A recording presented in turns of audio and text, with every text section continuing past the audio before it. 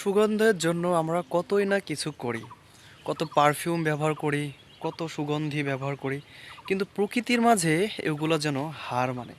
এই মুহূর্তে দাঁড়িয়ে আছি একটা বেল জামিরের গাছের নিচে, দেখতে পাচ্ছেন এই গাছে প্রচুর পরিমাণে ফুল ফুটেছে।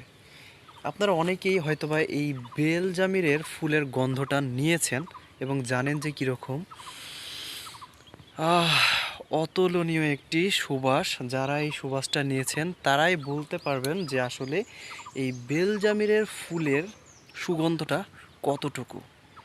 প্রকৃতিতে জন্মানো কিছু কিছু গাছে এমন কিছু ফুল ফোটে, এমন কিছু সুগন্ধদায়ক ফুল ফোটে যেগুলো মনকে প্রশান্তি এনে দেয়, মনে শান্তি এনে দেয়। ঠিক এরকমই কিছু একটা, যে এই ফুলের গন্ধ যখনই নেওয়া যায়, এই যে একটা সুঘ্রাণ রয়েছে, পাগল করার মতো, মন ভালো করার মতো। এখন ফাল্গুন মাস চলছে, প্রতিটা গাছে গাছেই এরকম ফুলের সুবাস, এরকম ফুল ঝাঁকে ঝাঁকে ধরে আছে। শিমুল গাছে এরকম ফুল, আম গাছে ফুল, বেলজামিরের গাছে ফুল, বিভিন্ন গাছে কিন্তু এখন ফুল ফুটে আছে।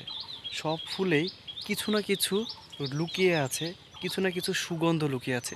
এক একটা গাছে এক এক রকমের সুগন্ধ, কিন্তু আমার কাছে এই বেলজামিরের ফুলের সুগন্ধটাই সবচেয়ে বেশি।